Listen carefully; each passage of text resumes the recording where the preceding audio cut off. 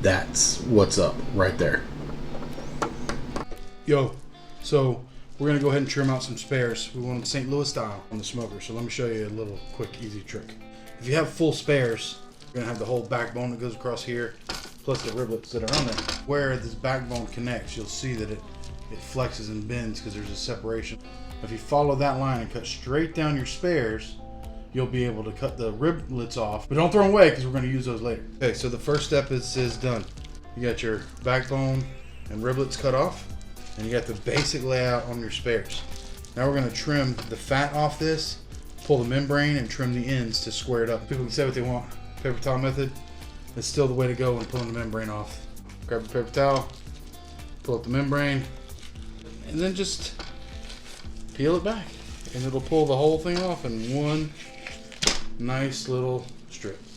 Easy. I'm squaring up my ribs. I cut the first two rib bones off that were closest to the backbone and the back end, and that leaves us with a nice, beautifully squared rack ribs. We're going to trim a little bit of this fat off. We're going to continue using our Smokehouse Blend all-purpose barbecue rub.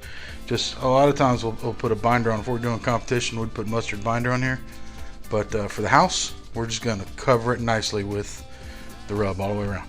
Make sure you get plenty of rub on both sides.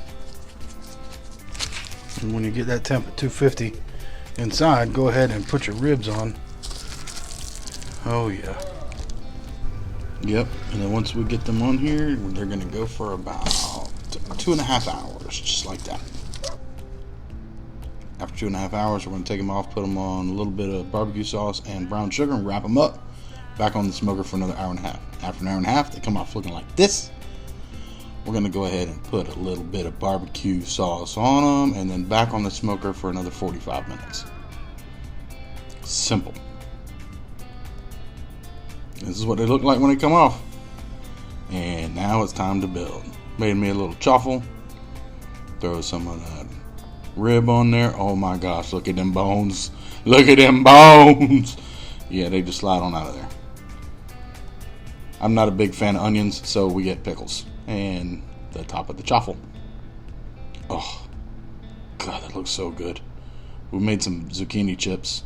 We'll talk about that in a minute. Well, I was totally looking for a grown-up McRib. That's a grown-up McRib.